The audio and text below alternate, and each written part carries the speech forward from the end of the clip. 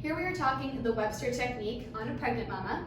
This technique is designed to neutralize the pelvis, keeping it balanced so that we have enough space and the most space possible for baby to get in a good position for birth, which is typically head down. We start this technique about 30 weeks. So step one is going to be soft tissue structures. We're going to start with this piriformis muscle. Every body has a Webster side, and that is determined based on a leg length check. So we're looking for tension in mom's pelvis and feeling side to see which side has a little bit more tension. And in her case today, she's got a little bit more tension in her right side, so that is going to be her Webster side today. That means that I'm going to go in and work on the piriformis muscle, right inserting in that glute.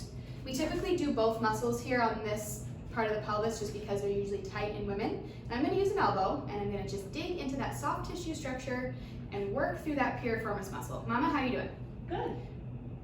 So Webster side, again, calls for her right side in this case, but we are going to be working through both muscles because she probably needs it. So we start with soft tissue, then we go into the adjustment, and I'm going to use the drop piece. So I'm going to be adjusting her right sacrum in this case, and we use the drop table, so it's going to raise up. I'm going to be on the base or the top part of that sacrum, and then I'm just going to apply gentle downward pressure, working through that sacral base. Beautiful. Mom, you doing okay with that? Good. Give it a little bit of tension, and just work through that sacrum.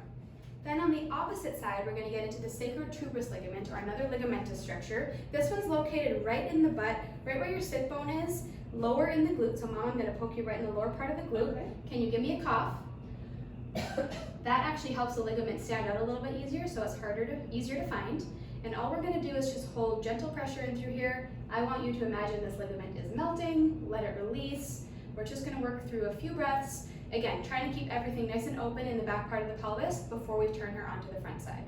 And I'm just going to be here for about 30 seconds to a minute or so. Part 2 of Webster is going to be now on the front side. So we've got Mom up and supported on the wedge, bolster for her head.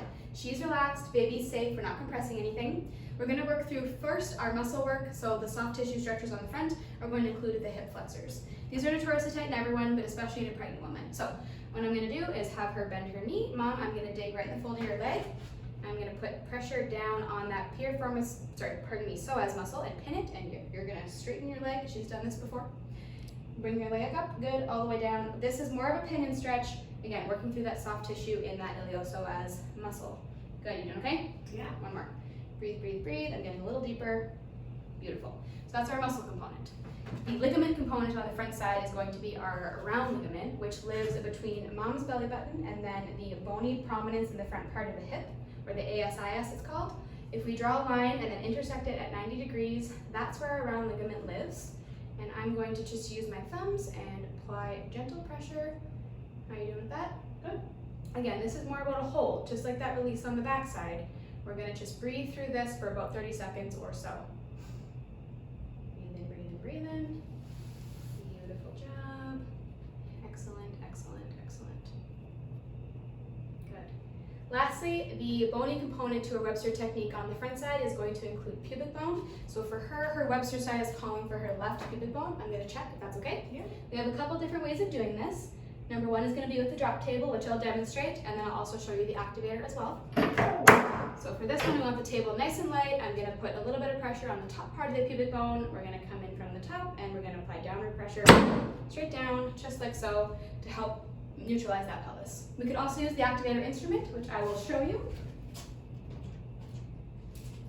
Just to follow through, this delivers a very specific adjustment, and we can get really technical with it.